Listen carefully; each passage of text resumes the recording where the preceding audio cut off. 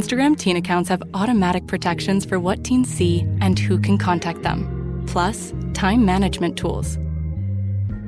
And Instagram will continue adding built-in safety features to help create age-appropriate experiences. Learn more about teen accounts and Instagram's ongoing work to protect teens online at instagram.com/teenaccounts.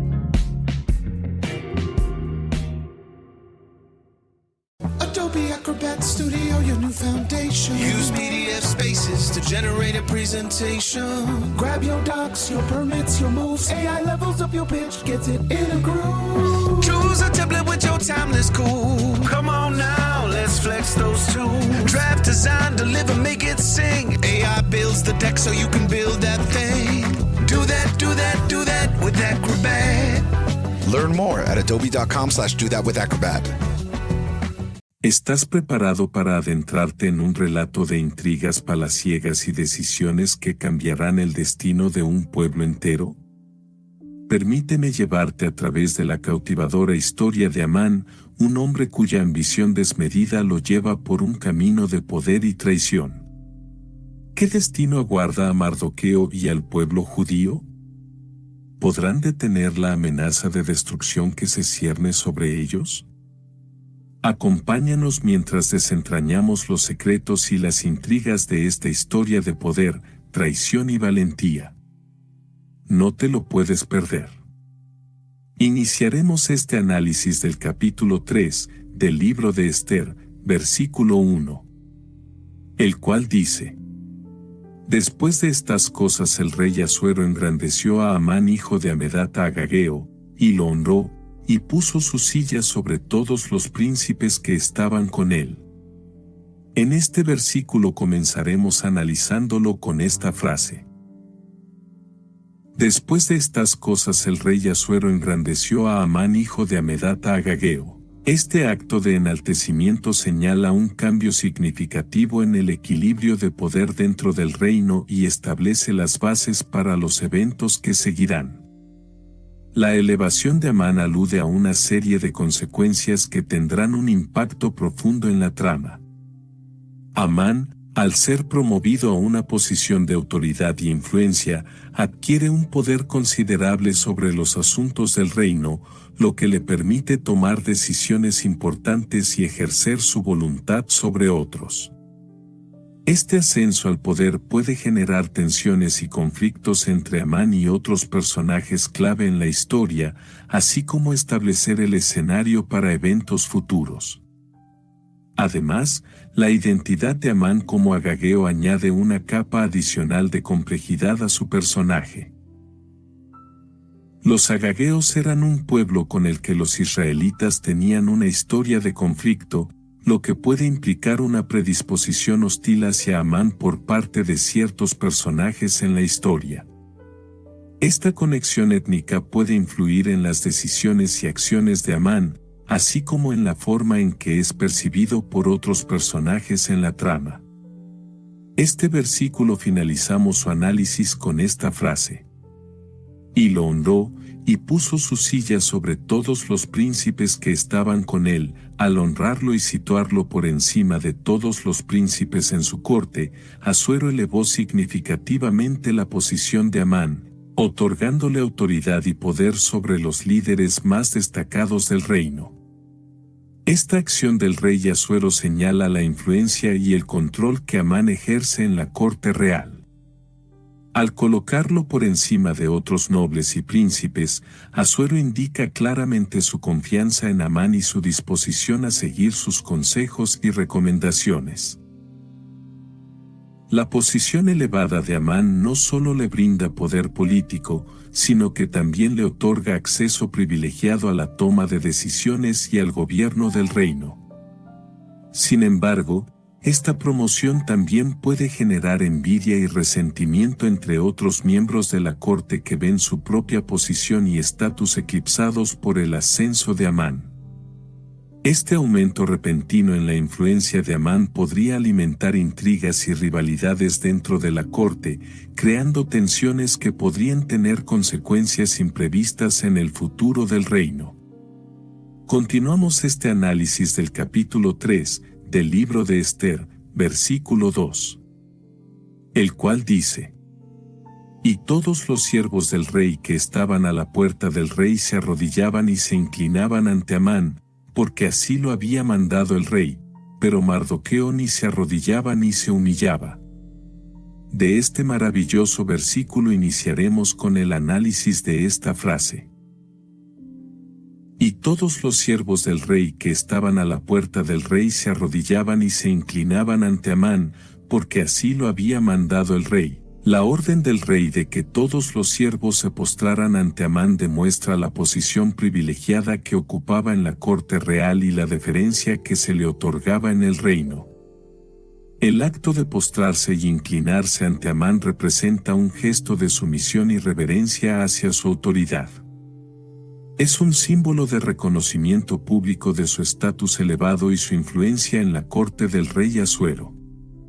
La obediencia de los siervos a esta orden refleja la estricta jerarquía y la disciplina en el palacio, donde las órdenes del rey deben ser cumplidas sin cuestionamientos. Este gesto también subraya la relación estrecha entre Amán y el rey Asuero. El hecho de que Asuero haya ordenado tal muestra de respeto hacia Amán indica una conexión especial entre los dos, lo que sugiere que Amán podría haber ejercido una influencia significativa sobre las decisiones y políticas del rey. Sin embargo, este nivel de reverencia hacia Amán también puede generar resentimiento y envidia entre aquellos que no están de acuerdo con su ascenso al poder. Su posición privilegiada y el tratamiento especial que recibe pueden crear tensiones dentro de la corte y provocar rivalidades entre los nobles y funcionarios del reino. Este versículo finalizamos su análisis con esta frase. Pero Mardoqueo ni se arrodillaba ni se humillaba. Esta actitud desafiante revela el carácter valiente y la convicción de Mardoqueo, quien se niega a comprometer sus principios y su lealtad. La negativa de Mardoqueo a inclinarse ante Amán puede interpretarse como un acto de resistencia contra la injusticia y la opresión. Mardoqueo podría haber considerado a Amán como un símbolo de la corrupción y el abuso de poder en el reino, y su negativa a someterse a él podría haber sido un acto de protesta silenciosa contra tales injusticias. Además, la actitud desafiante de Mardoqueo puede haber sido motivada por su lealtad al pueblo judío y su compromiso con su fe. Es posible que Mardoqueo considerara que postrarse ante Amán era equivalente a adorar a un hombre en lugar de a Dios, lo que entraba en conflicto con sus creencias religiosas y su devoción. El rechazo de Mardoqueo a inclinarse también puede haber sido una muestra de su orgullo y su independencia. Como individuo, Mardoqueo puede haberse resistido a doblegarse ante la autoridad de Amán y haberse negado a someterse a una orden que consideraba injusta o indigna. Continuamos este análisis del capítulo 3 del libro de Esther, versículo 3. El cual dice: Y los siervos del rey que estaban a la puerta preguntaron a Mardoqueo: ¿Por qué traspasas el mandamiento del rey? De este versículo iniciaremos con esta frase. Y los siervos del rey que estaban a la puerta preguntaron a Mardoqueo. Su pregunta refleja la sorpresa y posiblemente la confusión ante el comportamiento inusual de Mardoqueo, quien desafía abiertamente una orden directa del rey. Los sirvientes del rey, al observar la conducta de Mardoqueo, se ven impulsados a abordar la situación y buscar una explicación. Es probable que se sintieran obligados a hacerlo debido al protocolo de la corte y al respeto por la autoridad del rey Asuero. La falta de conformidad de Mardoqueo con la orden del rey era una anomalía que requería una explicación, especialmente dado el contexto de sumisión y obediencia esperado en la corte real. Su pregunta puede haber estado cargada de curiosidad, pero también podría haber contenido un elemento de advertencia o de recordatorio sobre las consecuencias de desafiar al rey y a sus decretos. Los sirvientes podrían haber buscado comprender las motivaciones detrás de la acción de Mardoqueo y determinar si había algún motivo válido para su desobediencia.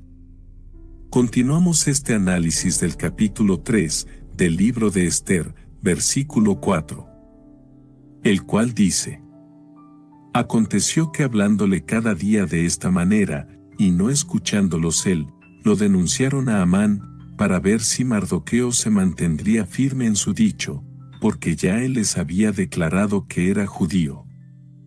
Este versículo comenzaremos analizándolo con esta frase. Aconteció que hablándole cada día de esta manera, a pesar de los intentos repetidos de persuadirlo para que se incline ante Amán, Mardoqueo seguía resistiendo las órdenes del rey.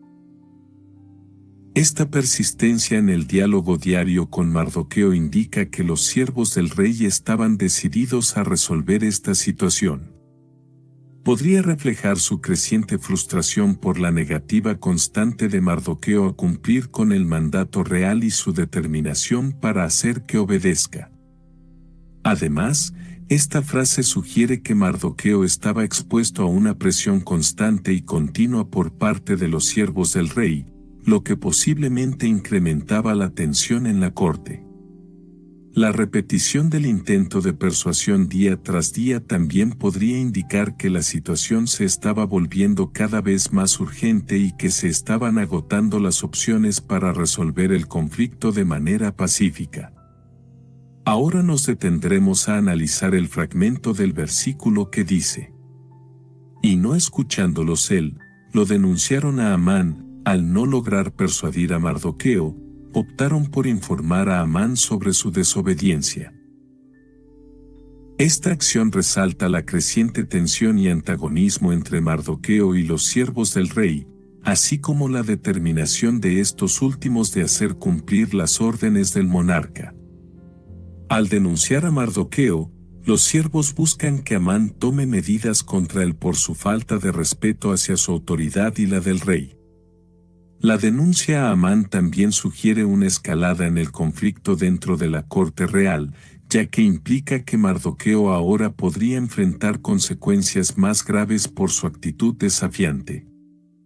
Además, revela la influencia y el poder que Amán tenía en la corte, ya que los siervos acudieron a él para resolver este asunto. Seguiremos analizando el fragmento de versículo que dice: Para ver si Mardoqueo se mantendría firme en su dicho, Amán, al enterarse de la actitud desafiante de Mardoqueo, busca confirmar si éste persistirá en su postura a pesar de las consecuencias potenciales. La prueba propuesta por Amán sugiere que él no está dispuesto a pasar por alto la falta de respeto de Mardoqueo y que está determinado a tomar medidas contra él si no cambia de opinión. Al enfrentarlo con la orden del rey de postrarse ante él, Amán espera forzar a Mardoqueo a ceder y someterse a su autoridad.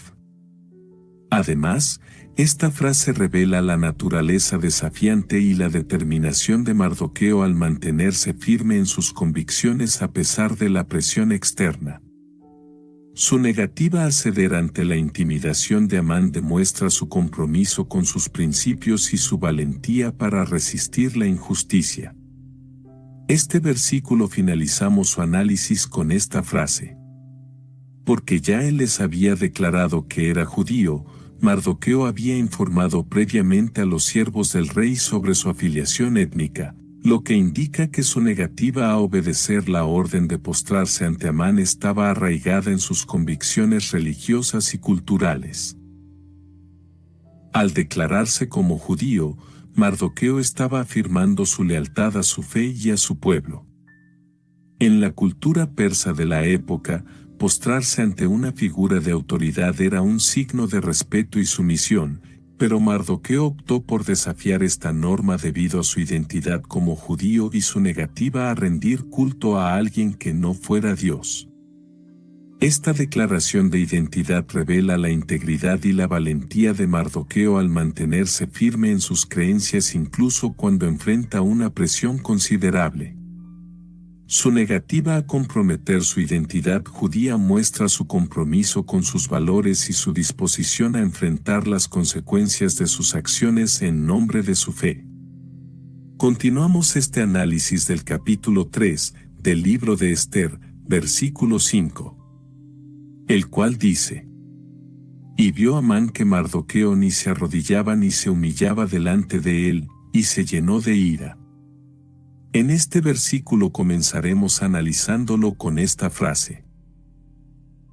Y vio Amán que Mardoqueo ni se arrodillaba ni se humillaba delante de él. La negativa continua de Mardoqueo a mostrar sumisión o reverencia hacia Amán desafiaba directamente su autoridad y prestigio, lo que provocaba una intensa reacción emocional por parte del poderoso funcionario persa.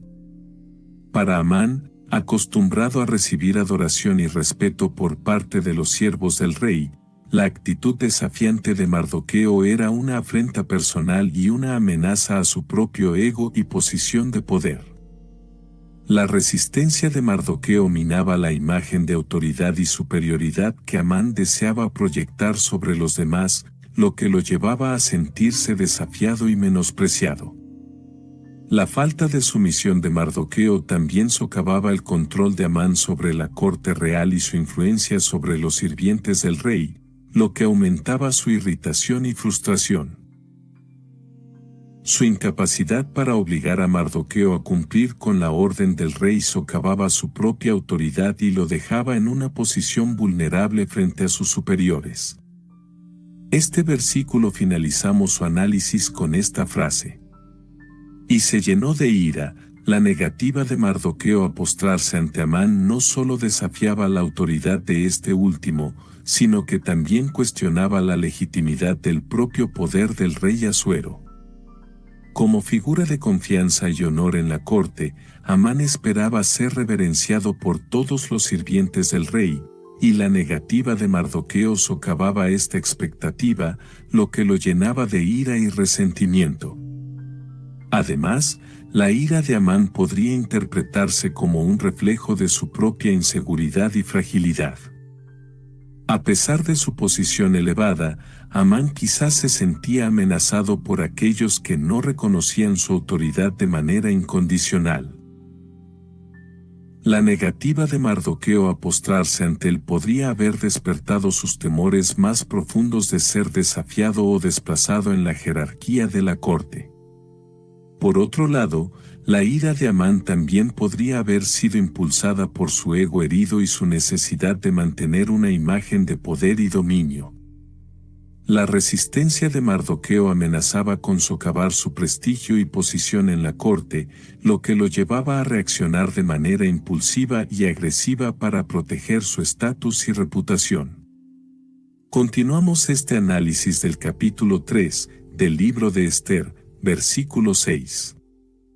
El cual dice: Pero tuvo en poco poner mano en Mardoqueo solamente, pues ya le habían declarado cuál era el pueblo de Mardoqueo, y procuró Amán destruir a todos los judíos que había en el reino de Asuero, al pueblo de Mardoqueo.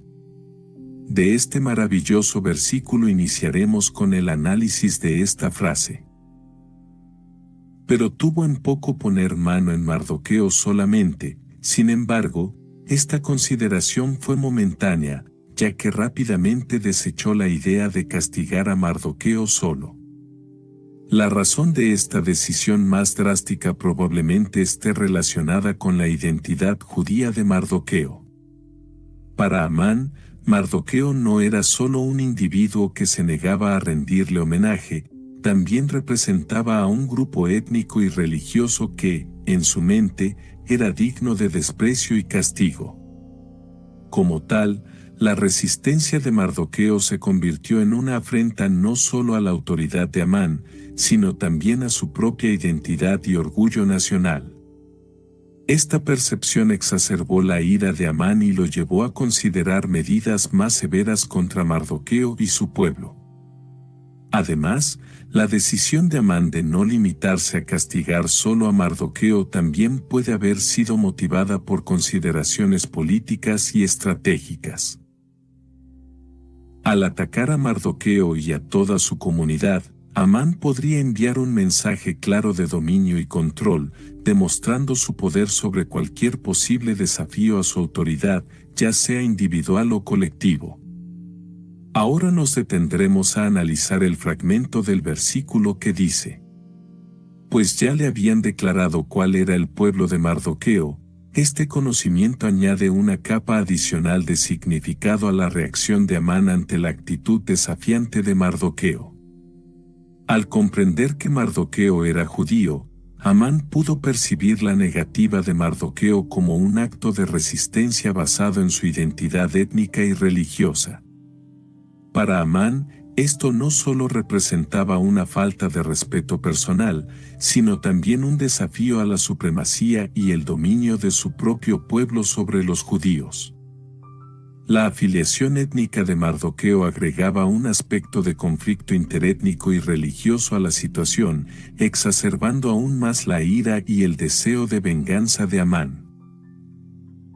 Además, el hecho de que Amán fuera informado sobre la identidad de Mardoqueo resalta la importancia de la identidad étnica y religiosa en la narrativa. La tensión entre los persas y los judíos, así como la discriminación y el conflicto resultantes, son temas importantes en el relato. La decisión de Mardoqueo de mantenerse firme en su identidad judía frente a la presión de Amán tiene implicaciones más amplias sobre la resistencia frente a la opresión y la defensa de la propia identidad cultural. Este versículo finalizamos su análisis con esta frase: Y procuró Amán destruir a todos los judíos que había en el reino de Asuero, al pueblo de Mardoqueo. Su reacción extrema a la negativa de Mardoqueo de postrarse ante él demuestra la profundidad de su odio y resentimiento hacia los judíos en general. Amán, al ser desafiado por un solo individuo, decidió aplicar represalias a toda una comunidad étnica, lo que refleja una actitud. If you're a QuickBooks customer looking to grow your business without the growing pains, you need the Intuit ERP. Upgrade to Intuit Enterprise Suite in a matter of hours. It's the AI-native ERP from the makers of QuickBooks.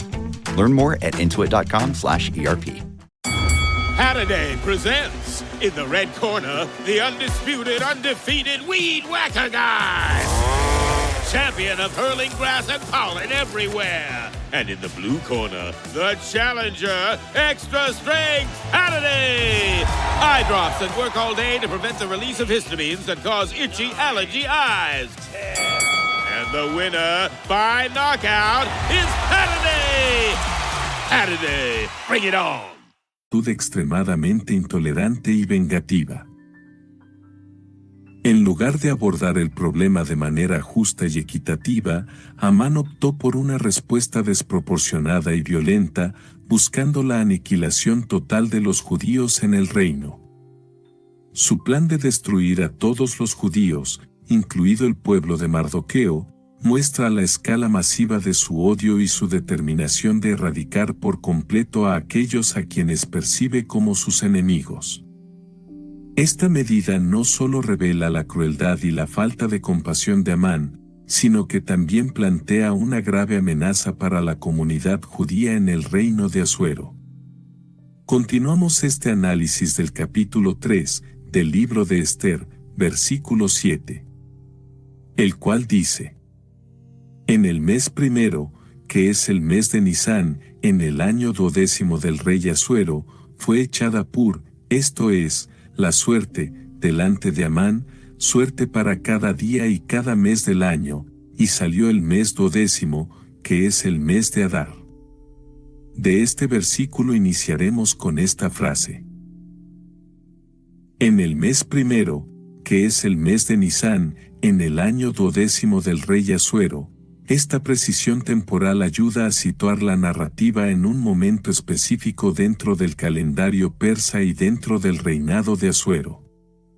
El mes de Nisán corresponde aproximadamente a marzo-abril en el calendario gregoriano y es significativo en el calendario judío, ya que marca el comienzo del año nuevo y está asociado con la celebración de la Pascua judía. Esta coincidencia temporal agrega un nivel adicional de simbolismo y significado a los eventos que se desarrollarán durante este mes. El hecho de que sea el año 12º del reinado de Asuero indica que su reinado ha sido largo y estable hasta este punto, lo que sugiere un contexto político estable, pero también establece el tiempo transcurrido desde su ascenso al trono. Ahora nos detendremos a analizar el fragmento del versículo que dice: Fue echada esto es, la suerte, delante de Amán, suerte para cada día y cada mes del año. Esta elección de utilizar el azar resalta la malevolencia de sus intenciones y su deseo de manipular cualquier circunstancia para alcanzar sus objetivos. El hecho de que Amán lanzara suerte para cada día y cada mes del año muestra la meticulosidad con la que planeaba llevar a cabo su plan. Esta minuciosidad sugiere una determinación implacable y una voluntad de aprovechar cualquier oportunidad que se presente para llevar a cabo su malvado propósito. El lanzamiento de la suerte refleja una creencia en la influencia del destino y la casualidad en los asuntos humanos, aunque en este caso, Amán lo utiliza como una herramienta para sus propios fines egoístas y malvados. Este acto también subraya la falta de moralidad y humanidad en sus acciones, ya que está dispuesto a confiar en el azar para decidir el destino de un pueblo entero. Este versículo finalizamos su análisis con esta frase: Y salió el mes 12º, que es el mes de Adar. Este resultado fue crucial en la planificación de Amán, ya que le proporcionó un marco de tiempo específico para llevar a cabo su malvado propósito. El mes de Adar, elegido por el azar, se convirtió así en el periodo en el que Amán planeaba ejecutar su plan de destrucción de los judíos en el reino de Asuero. Este mes marcó el momento en el que la amenaza sobre el pueblo judío alcanzaría su punto más crítico y también señaló el comienzo de un periodo de intensa preocupación y peligro para la comunidad judía en el reino. La elección del mes de Adar a través del lanzamiento de la suerte resalta la frialdad y la arbitrariedad de los planes de Amán. En lugar de basar su decisión en consideraciones éticas o humanitarias, confió en el azar para determinar cuándo llevar a cabo su acto de odio y violencia hacia un pueblo inocente. Continuamos este análisis del capítulo 3 del libro de Esther, versículo 8. El cual dice: Y dijo Amán al rey Asuero: Hay un pueblo esparcido y distribuido entre los pueblos en todas las provincias de tu reino, y sus leyes son diferentes de las de todo pueblo, y no guardan las leyes del rey, y al rey nada le beneficia el dejarlos vivir. Este versículo comenzaremos analizándolo con esta frase: Y dijo Amán al rey Asuero. Con estas palabras, Amán busca la audiencia y el favor del rey, utilizando su influencia y posición para manipular la política del reino en su propio beneficio. En su discurso ante el rey, Amán probablemente presentó una narrativa distorsionada y engañosa, pintando a los judíos como una amenaza para la estabilidad y la seguridad del reino. Es probable que haya exagerado y tergiversado la situación para justificar su intento de exterminio, buscando aprovecharse de la autoridad del rey para llevar a cabo sus malvados designios. El hecho de que Amán se dirija directamente al rey Asuero resalta su confianza en su propia influencia y habilidad para manipular a las autoridades. Su habilidad para ganarse el favor del rey y persuadirlo para que respalde su plan es una indicación de su astucia y su determinación para lograr sus objetivos a cualquier costo. Ahora nos detendremos a analizar el fragmento del versículo que dice: Hay un pueblo esparcido y distribuido entre los pueblos en todas las provincias de tu reino. Al hacerlo, busca resaltar la idea de que los judíos no son una entidad cohesiva ni una fuerza unificada, sino más bien una población dispersa y descentralizada, lo que podría hacer que sean más vulnerables y fáciles de exterminar. Esta descripción también podría estar destinada a alimentar los prejuicios y estereotipos existentes sobre los judíos como forasteros o extranjeros en el reino de Asuero, lo que podría predisponer al rey y a otros funcionarios contra ellos. Amán, con su retórica astuta, busca explotar cualquier sentimiento de desconfianza o xenofobia que pueda existir en el reino para obtener el apoyo del rey para su siniestro plan. Y sus leyes son diferentes de las de todo pueblo, y no guardan las leyes del rey. La obediencia al rey y la uniformidad cultural eran valores fundamentales. Las afirmaciones de Amán tienen un peso significativo.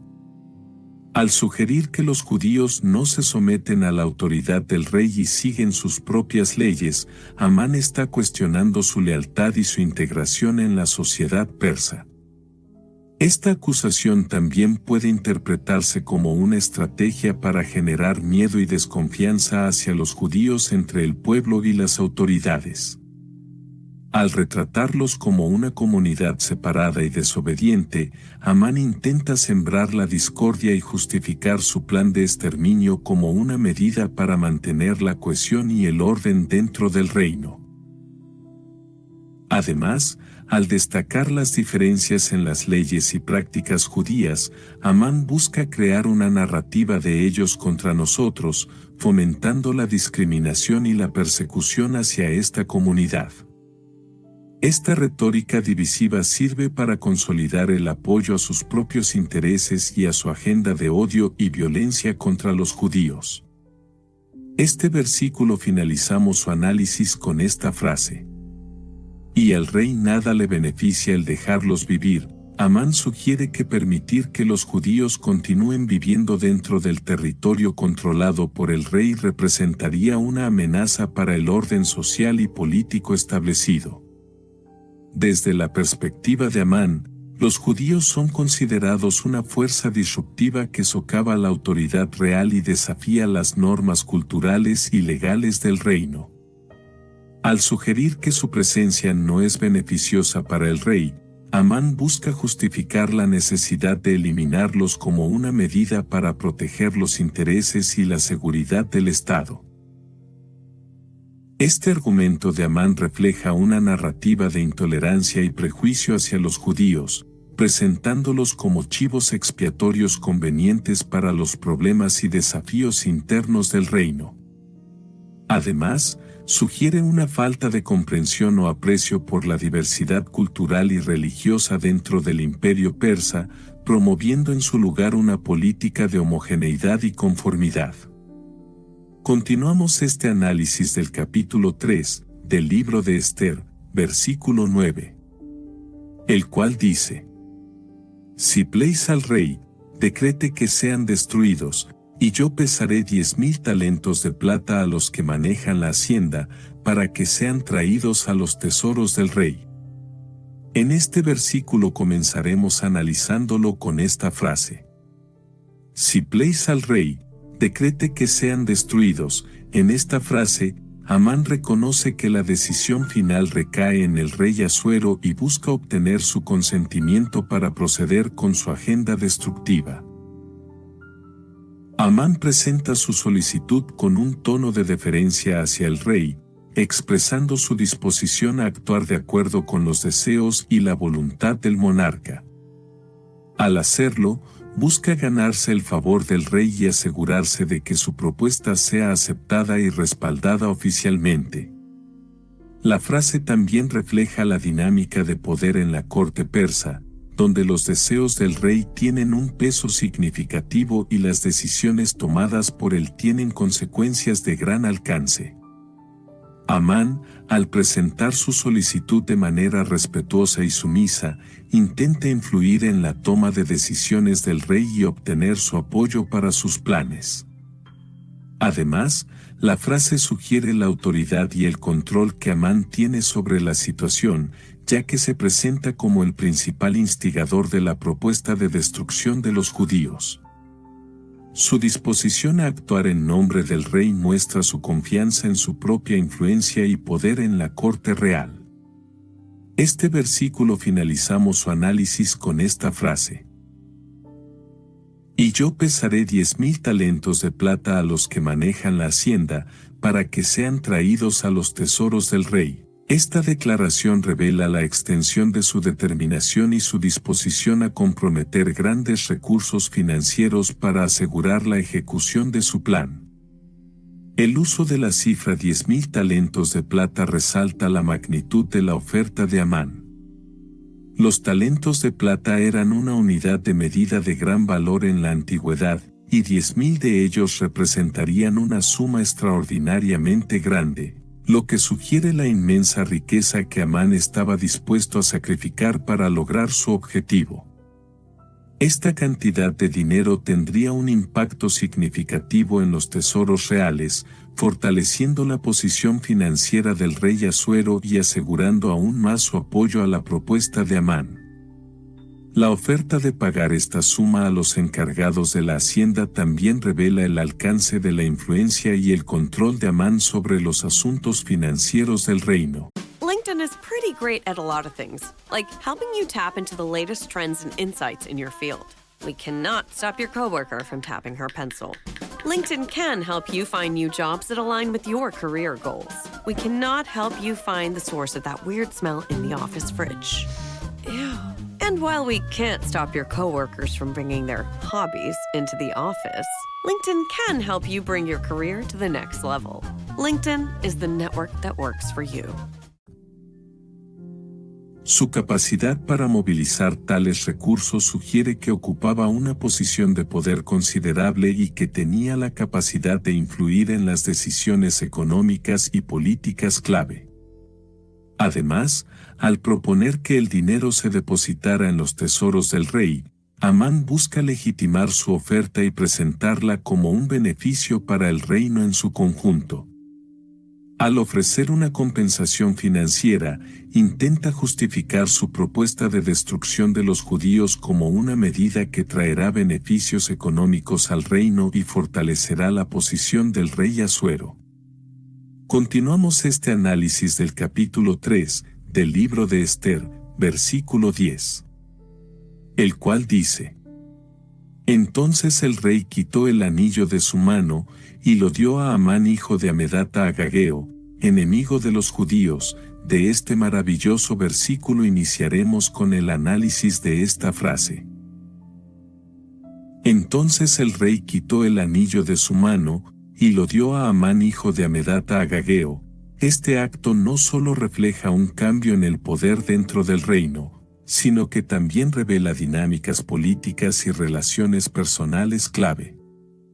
En primer lugar, el anillo real era un símbolo emblemático del poder y la autoridad del monarca. Al retirarlo de su propia mano y colocarlo en la de Amán, Asuero estaba transfiriendo una parte importante de su soberanía y facultades de gobierno a este consejero de confianza. Esta acción no solo confiere a Amán un poder significativo, sino que también lo sitúa en una posición de influencia directa sobre las decisiones y políticas del reino. La entrega del anillo también destaca la estrecha relación entre Asuero y Amán. Como principal consejero del rey, Amán había ganado la confianza y el favor del monarca, lo que le permitió alcanzar una posición de prominencia en la corte real. La transferencia del anillo no solo refleja esta relación de confianza, sino que también sugiere una dependencia mutua entre ambos, donde Asuero confía en Amán para asesoramiento y Amán depende del favor real para consolidar su poder. Además, la entrega del anillo real marca un punto de inflexión en la trama, ya que confiere a Amán un poder sin precedentes para implementar sus planes. Con el respaldo del rey y el símbolo de su autoridad, Amán se convierte en una figura influyente capaz de tomar decisiones cruciales y emitir decretos que afectarán a todo el reino. Este versículo finalizamos su análisis con esta frase. Enemigo de los judíos. Esta etiqueta no solo señala la animosidad personal de Amán hacia los judíos, sino que también sugiere una postura oficial o política en contra de ellos. Como enemigo declarado de los judíos, Amán representa una amenaza directa para la comunidad judía dentro del reino de Asuero. Su ascenso al poder y su influencia en la corte real podrían traducirse en políticas y acciones discriminatorias o incluso en medidas represivas dirigidas contra los judíos. Esta designación también sugiere que Amán podría aprovechar su posición para perseguir y oprimir a los judíos, ya sea a través de decretos reales, confiscaciones de propiedad o incluso violencia física. Además, al ser identificado como el enemigo de los judíos, Amán adquiere una dimensión simbólica más amplia en la narrativa. No solo representa una amenaza individual para la comunidad judía, sino que encarna los peligros más amplios de la intolerancia, el prejuicio y la persecución étnica o religiosa. Su enemistad hacia los judíos refleja tensiones más profundas y conflictos históricos entre diferentes grupos étnicos y religiosos en la sociedad. Continuamos este análisis del capítulo 3 del libro de Esther, versículo 11. El cual dice: Y le dijo, la plata que ofreces sea para ti, y asimismo el pueblo, para que hagas de él lo que bien te pareciere. De este versículo iniciaremos con esta frase.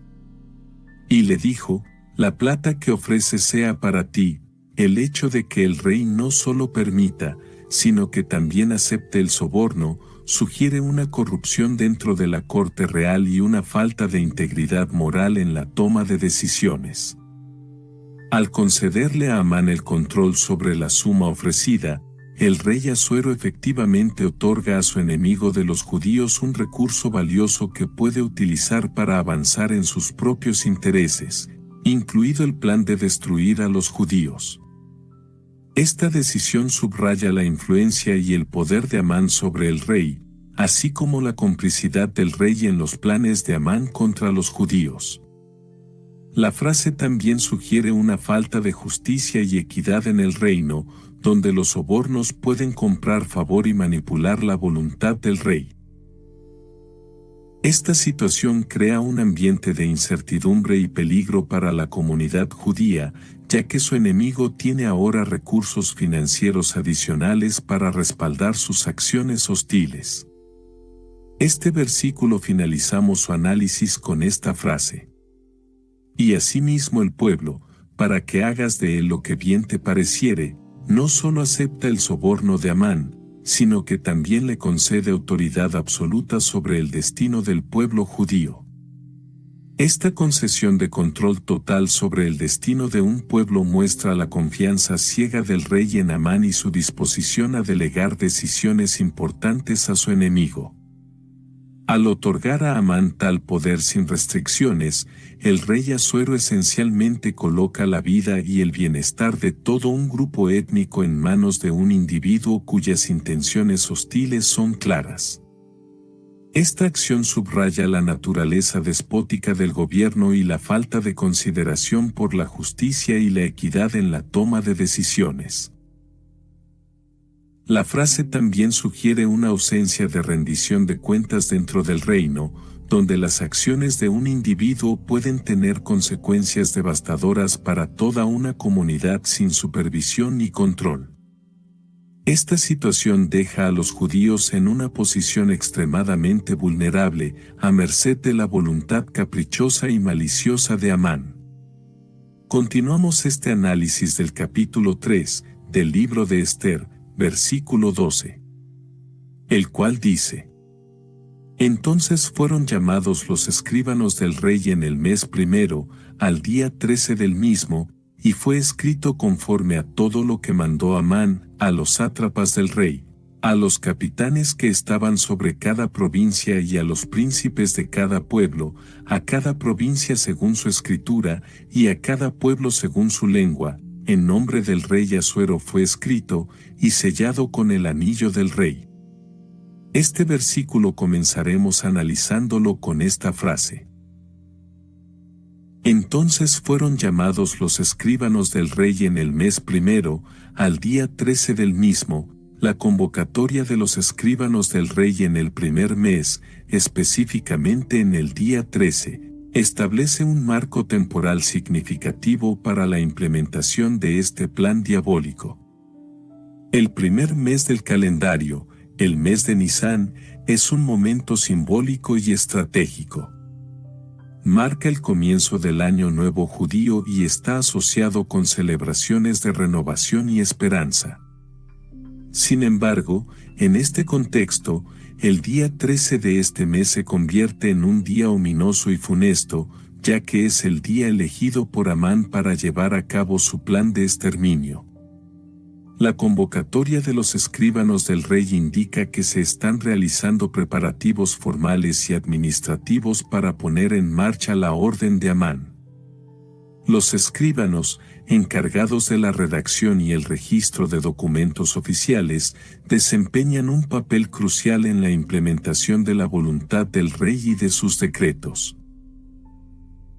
Al elegir el día 13 del primer mes, Amán busca aprovechar el elemento sorpresa y la urgencia en la ejecución de su plan. Además, el momento específico puede tener connotaciones simbólicas o estratégicas que refuercen su intento de aniquilar a los judíos. Ahora nos detendremos a analizar el fragmento del versículo que dice: «Y fue escrito conforme a todo lo que mandó Amán, los escribanos, siguiendo meticulosamente las instrucciones del segundo al mando del reino, registran fielmente cada detalle de la orden de Amán». Este acto de redacción es un testimonio del poder y la influencia de Amán en la corte del rey Asuero. Su palabra se considera ley, y su voluntad se convierte en acción a través de la pluma de los escribanos. La redacción precisa y detallada de los decretos indica que Amán ha pensado cuidadosamente en cada aspecto de su plan y que está decidido a llevarlo a cabo sin contemplaciones. La obediencia de los escribanos a las instrucciones de Amán subraya la jerarquía de poder en la corte y la falta de escrutinio sobre las decisiones tomadas por él. No hay lugar para la disidencia o la deliberación. Las palabras de Amán son finalidad absoluta y deben ser implementadas sin cuestionamiento. Además, el hecho de que todo lo que mandó Amán haya sido registrado en un documento oficial sugiere que su plan está siendo llevado a cabo de manera legal y legítima según las leyes y prácticas administrativas del reino. Esto agrega un sentido de inevitabilidad y gravedad a la amenaza que enfrentan los judíos, ya que la orden de su destrucción está siendo formalizada y registrada en los registros del reino. Este versículo finalizamos su análisis con esta frase: «Y sellado con el anillo del rey». El sello real representa la soberanía del monarca sobre el reino y su capacidad para tomar decisiones vinculantes en nombre de su pueblo.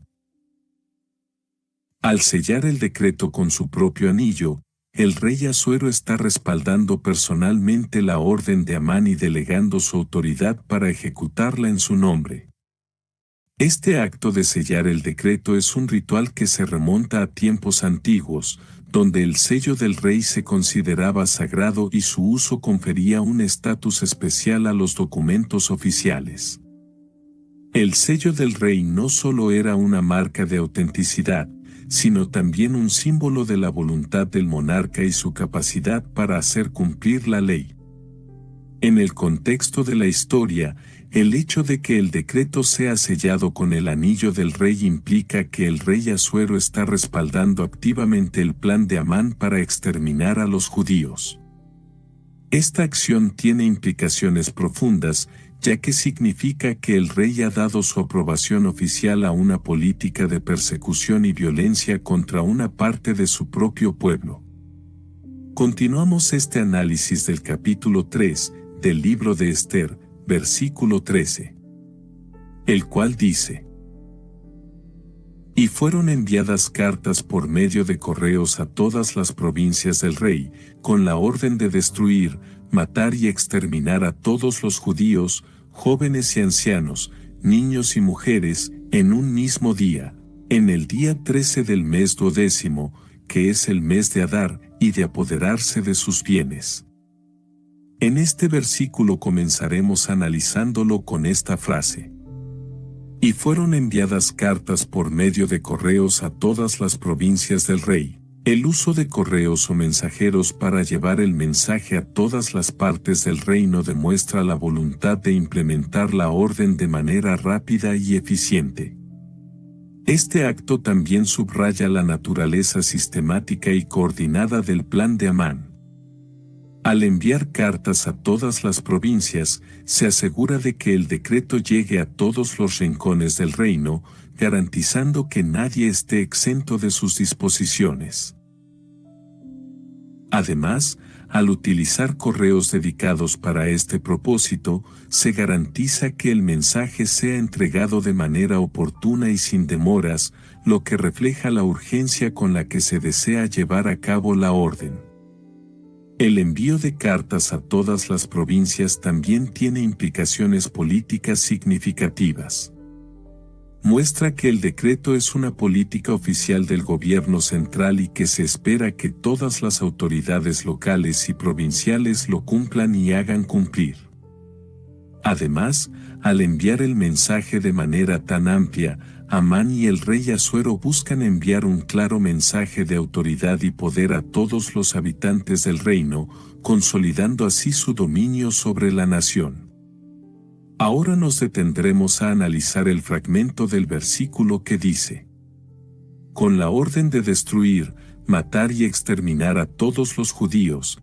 Esto implicaba que ningún judío estaría a salvo, sin importar dónde viviera dentro del reino. La coordinación de esta acción a través de los correos resalta la eficiencia y la velocidad con la que se implementó el plan de Amán. Los correos eran responsables de transmitir la orden con prontitud a todas las regiones, asegurando que el decreto llegara a su destino en el menor tiempo posible.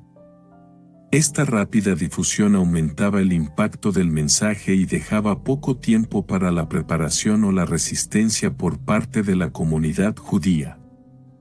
Además, el hecho de que las cartas fueran enviadas por medio de los correos también sugiere que esta medida tenía el respaldo oficial del gobierno y del rey Asuero. No era simplemente la acción de un individuo ambicioso, sino que se presentaba como una política estatal respaldada por la máxima autoridad del reino. Esto añadía un componente de legitimidad y seriedad a la amenaza, lo que hacía que la situación fuera aún más grave para los judíos. Este versículo finalizamos su análisis con esta frase: y de apoderarse de sus bienes.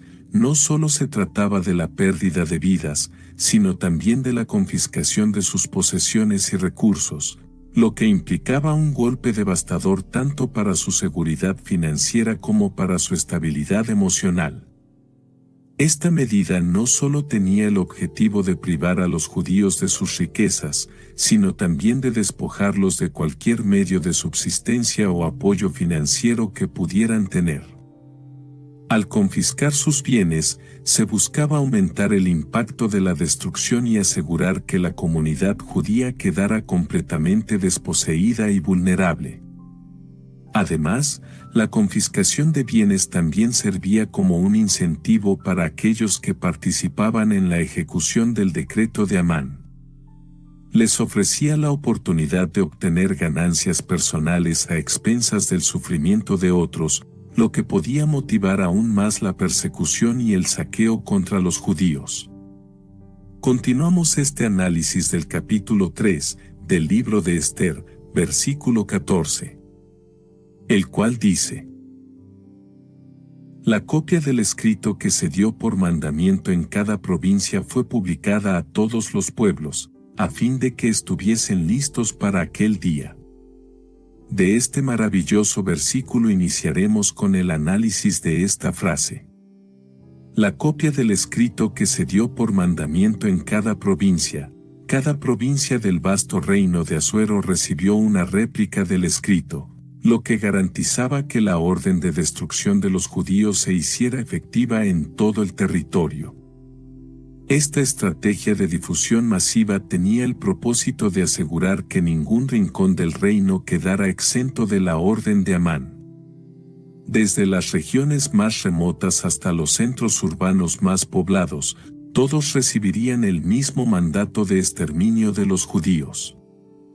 Esto no solo aumentaba la presión sobre la comunidad judía, sino que también enviaba un mensaje claro de autoridad y poder por parte de Amán y el rey Asuero. Además, la distribución uniforme del decreto en todas las provincias contribuía a la coordinación de la persecución contra los judíos. Al estandarizar el mensaje en todo el reino, se facilitaba la implementación de la orden y se aseguraba que las autoridades locales actuaran de manera concertada para llevar a cabo la destrucción planificada. Ahora nos detendremos a analizar el fragmento del versículo que dice: Fue publicada a todos los pueblos. Esta publicación tenía como objetivo principal asegurar que nadie quedara ajeno a la orden de destrucción de los judíos, lo que garantizaba una aplicación efectiva del mandato en toda la población. Al ser anunciada abiertamente a todos los pueblos, la orden se convertía en un asunto de conocimiento público, lo que generaba un ambiente de temor y ansiedad entre la población judía y, probablemente, entre aquellos que simpatizaban con ellos. La amplia difusión del decreto también servía para legitimar la persecución contra los judíos a los ojos del público, ya que su publicación implicaba una sanción oficial por parte del gobierno. Además, al ser conocida por todos, la orden podría incitar a algunos a tomar medidas en contra de los judíos por su propia cuenta, lo que aumentaba el peligro para la comunidad judía más allá de las acciones directas de las autoridades.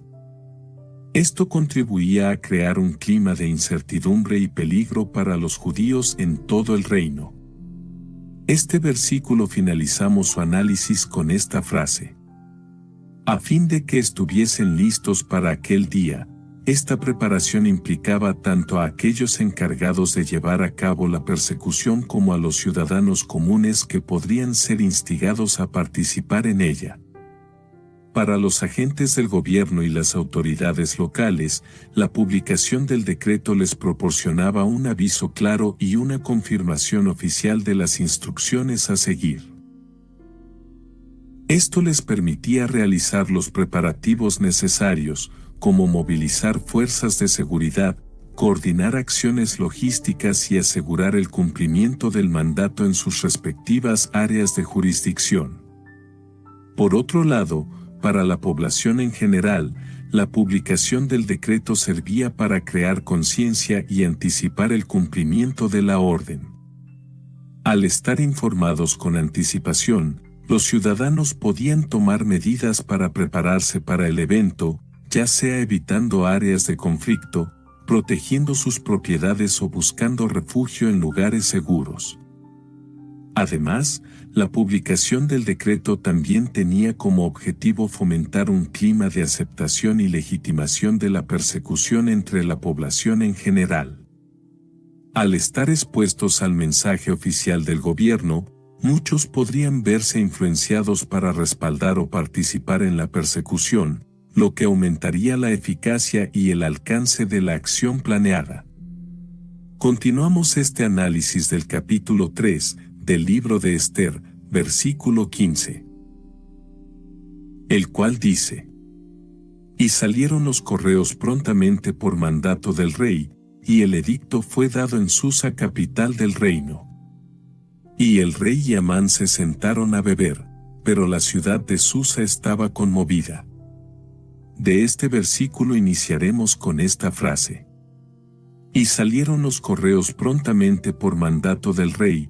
Esta rápida acción resalta la importancia que el rey y sus consejeros atribuían a la difusión inmediata de la orden de Amán, subrayando la seriedad y la inevitabilidad de las consecuencias para aquellos afectados por el decreto. La velocidad con la que los correos fueron despachados sugiere una movilización coordinada y bien organizada de recursos y personal, lo que garantizaba que el mensaje llegara a todas las partes del reino en el menor tiempo posible. Esta eficiencia logística refleja la autoridad y el poder del gobierno central para implementar decisiones de alto nivel de manera rápida y efectiva. Además, la prontitud de los correos también indica la importancia de la comunicación eficaz en la administración del reino, donde la transmisión rápida y precisa de información era crucial para mantener el orden y la cohesión social. La capacidad del rey para movilizar rápidamente a sus mensajeros subraya su autoridad y control sobre el flujo de información en el reino. Ahora nos detendremos a analizar el fragmento del versículo que dice: El edicto fue dado en Susa, capital del reino. Susa, como centro administrativo y político del imperio, era el lugar desde donde se promulgaban las leyes y decretos más importantes, lo que resalta la seriedad y la autoridad detrás del edicto. Al emitir el decreto en Susa, el rey y Amán aseguraron que la orden fuera promulgada desde el corazón mismo del poder político y gubernamental del reino. Esto no solo indicaba la centralidad de la decisión, sino que también garantizaba su cumplimiento en todas las provincias y territorios bajo su jurisdicción. La emisión del edicto en la capital del reino también tenía la intención de enviar un mensaje claro sobre la firmeza y la autoridad del gobierno central.